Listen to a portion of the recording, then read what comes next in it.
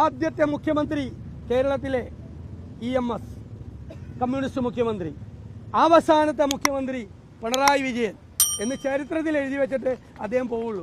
അതിനു വേണ്ടിയിട്ടുള്ള പരിപാടിയാണ് അണികളിപ്പോൾ ചെയ്തുകൊണ്ടിരിക്കുന്നത്. അല്ലല്ല, അത് പറഞ്ഞോട്ടെ തന്നെ, അത് അവർ പറഞ്ഞാൽ ആവില്ലല്ലോ. ഏറ്റവും യോജിച്ച പേര് അത് പിണറായി വിജയനാണ്. അതാണല്ലോ ഞാൻ 5 കാര്യം പറഞ്ഞു. മസ്കറ്റിൽ ഞാൻ മുഖ്യമന്ത്രിയുടെ മുഖത്ത് നോക്കി ചോദിച്ചു, മസ്കറ്റ് ഹോട്ടലിൽ വെച്ച് നിങ്ങൾ കേരളത്തിലെ RSS നേതാക്കളുമായി ചർച്ച നടത്തിയില്ലേ? തല കുനിച്ച് താഴേക്ക് നോക്കിയിരുന്നു, മറുപടി പറഞ്ഞില്ല. എല്ലാത്തിനും മറുപടി പറയുന്ന ആളല്ലേ മുഖ്യമന്ത്രി, പറഞ്ഞില്ലല്ലോ. എന്താ പറയായിരുന്നത്? 77 RSSന്റെ പിന്തുണയോടുകൂടിയല്ലേ ജയിച്ചു വന്നത് നിയമസഭയിൽ മുഖ്യമന്ത്രി പിണറായി വിജയൻ. എന്താണ് നിതിൻ ഗഡ്കരിയുമായിട്ടുള്ള ബന്ധം? പിണറായി വിജയന് RSS ആസ്ഥാനത്തിൻ്റെ പ്രതിനിധിയാണ് നിതിൻ ഗഡ്കരി. സംഘപരിവാറുമായിട്ടുള്ള പിണറായി വിജയൻ്റെയും കേരളത്തിലെ CPMൻ്റെയും ഇടനിലക്കാരനാണ് നിതിൻ ഗഡ്കരി. എന്തിനാണ് ഈ നിർമ്മല സീതാരാമനുമായി പ്രഭാത ഭക്ഷണത്തിന് ഈ ഗവർണർ രാജേന്ദ്ര RSSകാരനാണല്ലോ, അറിയാലോ RSSകാരനാണെന്ന് നേരത്തെ. RSSകാരനായ രാജേന്ദ്ര അർളക്കർ എന്തിനാണ് ക്ഷണിച്ചത്? RSSകാർ വന്ന് ഇവിടെ പ്രസംഗിച്ച് മുൻ പ്രധാനമന്ത്രിമാരെ രാജ്ഭവനിൽ അധിക്ഷേപിച്ചപ്പോൾ ഞങ്ങളല്ലേ എതിർത്ത്? അന്ന് മിണ്ടിയില്ലല്ലോ പിണറായി വിജയൻ. അത് ഞങ്ങൾ പറഞ്ഞില്ലേ രാജ്ഭവനെ നിങ്ങളുടെ പ്രതിഷേധം അറിയിക്കണം, ചെയ്തില്ല. അപ്പോൾ കേരളം മുഴുവൻ ഭരണം കൊണ്ട് സാമ്പത്തിക രംഗം തകർന്നു തരിപ്പണമായി, ആരോഗ്യരംഗം വെന്റിലേറ്ററിലായി, വിദ്യാഭ്യാസ രംഗം കുളമായി, മലയോരത്ത് വന്യജീവി ശല്യം കൊണ്ട് ജനങ്ങൾ പൊറുതിമുട്ടുന്നു, തീരപ്രദേശത്ത് ജനങ്ങൾ വറുതിയിലാണ്, കേരളം മുഴുവൻ ലഹരി മാഫിയയുടെ കൈകളിലാണ്. ഇതാണ് ഭരണത്തിൻ്റെ ബാക്കി പത്രം. അതിൽ നിന്ന് ശ്രദ്ധ തിരിക്കാൻ വേണ്ടിയിട്ടാണ് ഈ സമര ആഭാസങ്ങൾ നടത്തുന്നത്. അത് ജനങ്ങൾ തിരിച്ചറിയും. മറ്റൊരു വിഷയത്തിലാണ്, വണ്ടൂരിൽ CPMന്റെ നേതൃത്വത്തിൽ media one managing editor C ദാവൂദിന്റെ കൈവെട്ടും എന്ന് പറഞ്ഞ് വലിയ പ്രതിഷേധം. ഞാനതാണ്, ഈ CPM എങ്ങോട്ടാണ് പോകുന്നത്?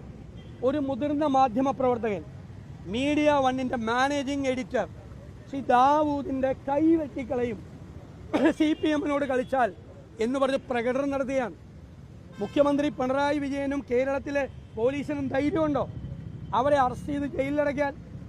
നിങ്ങളറിയണം, മാധ്യമപ്രവർത്തകർ, ഈ മൈക്കുമായി നിൽക്കുന്ന നിങ്ങളറിയണം, ഒരു മാധ്യമപ്രവർത്തകൻ്റെ കൈവെട്ടും എന്ന് പറഞ്ഞ് ഇത് ഡൽഹിയല്ല, കേരളമാണ്. ഇവിടെ സമരം നടത്തിയിരിക്കുകയാണ് CPM. അതിന് കൊട പിടിച്ചു കൊടുക്കുകയാണ് CPM നേതൃത്വം. ഒരു മാധ്യമപ്രവർത്തകൻ്റെ കൈവെട്ടും എന്ന് പറഞ്ഞത്, ആ കൈവെട്ടും എന്ന് പറഞ്ഞ് മുദ്രാവാക്യം വിളിച്ചു കൊടുത്തവരെ, നേതൃത്വം കൊടുത്തവരെ ജയിലിലടയ്ക്കാൻ ഈ ഗവൺമെൻറ് തയ്യാറുണ്ടോ? പിന്നെന്താ നരേന്ദ്രമോദിയുടെ സംഘപരിവാർ സർക്കാരും പിണറായി വിജയൻ്റെ ഈ സർക്കാരും തമ്മിലുള്ള വ്യത്യാസം എന്താ? ഇത് ഡൽഹിയിലായിരുന്നെങ്കിൽ ഇവിടെ പ്രകടനം നടത്തിയേനെ CPM അല്ലേ? ഇവിടെ പ്രകടനം നടത്തിയേനെ. ഡൽഹിയിൽ സംഘപരിവാറാണ് ഇത് നടത്തിയെങ്കിൽ ഇവിടെ പ്രകടനം നടത്തിയേനെ CPMകാർ. ഇവിടെ സംഘപരിവാറിൻ്റെ അതേ തോണിയിലാണ് ഇവർ യാത്ര ചെയ്യുന്നത്. ഇവർക്ക് സമരം ചെയ്യുന്നത് ഇഷ്ടമല്ല, അവർക്കെതിരായി വാർത്തകൾ എഴുതുന്നത് ഇഷ്ടമല്ല. മനസ്സിലായി? അവർക്കെതിരായി ഒരു വാർത്തയും പറയാൻ പാടില്ല. പറഞ്ഞാൽ കൈവെട്ടും, കാല് വെട്ടും, വീട്ടിൽ കൊണ്ടുപോയി റീത്ത് വയ്ക്കും, വെള്ള വിരിപ്പിച്ച് കിടത്തും, എന്തൊക്കെ പറഞ്ഞ് മുദ്രാവാക്യം വിളിക്കുക.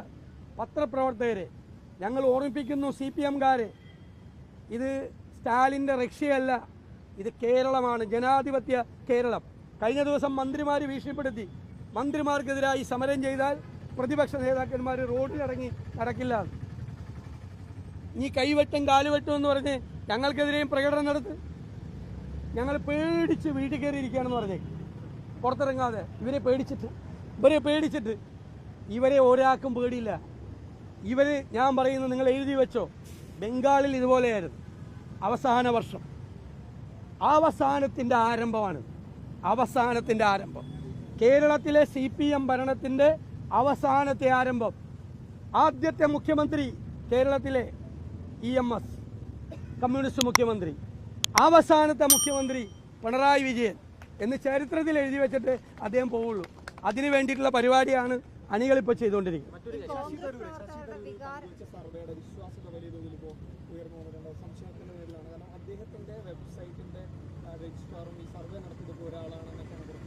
No comments. പ്രവർത്തകരുടെ വികാരം മനസ്സിലാക്കി പ്രവർത്തിക്കണമെന്ന് കെ മുരളീധരൻ പറഞ്ഞിട്ടുണ്ട്. ഇപ്പൊ അങ്ങനല്ലേ പ്രവർത്തിക്കുന്നത്? എനിക്ക് ഒരു അഭിപ്രായം അതിൻ്റെ അകത്ത് പറയാനില്ല. No comments. ഈ നെയ്യാറ്റിൻകരയിലെ പൊള്ളലേറ്റ് വെച്ച ദമ്പതികളുടെ മകൻ ഇപ്പോൾ ശവക്കല്ലറ ആ പാവങ്ങൾക്ക് നഷ്ടപരിഹാരം കൊടുക്കേണ്ടേ ഗവൺമെൻറ്? പാവങ്ങളുടെ കാര്യത്തിലൊന്ന് ശ്രദ്ധിക്കുക സർക്കാർ. 10 ലക്ഷം നേരത്തെ പ്രഖ്യാപിച്ചു, ഇതുവരെ കൊടുത്തിട്ടില്ല പൈസ. ഈ വന്യജീവി ആക്രമണത്തിലൊക്കെ പലർക്കും പൈസ കൊടുത്തിട്ടില്ല. നിങ്ങളിതിപ്പോൾ 1 വർഷം പൂർത്തിയാക്കാൻ പോവാണ്. വയനാട്ടിൽ 742 കോടി രൂപ ബാങ്കിലിട്ടിരിക്കുകയാണ്. വാടക കൊടുക്കുന്നില്ല. വാടക, രോഗത്തിന് ചികിത്സയ്ക്ക് പൈസ കൊടുക്കുന്നില്ല. പിള്ളേർക്ക് പഠിക്കാൻ സഹായിക്കുന്നില്ല. 742 കോടി രൂപ ബാങ്കിലിട്ടിട്ട് 1 വർഷം പൂർത്തിയാക്കാണ് വയനാട്ടിൽ. ഒന്നും ചെയ്യുന്നില്ല. ഇതാണ് സർക്കാർ.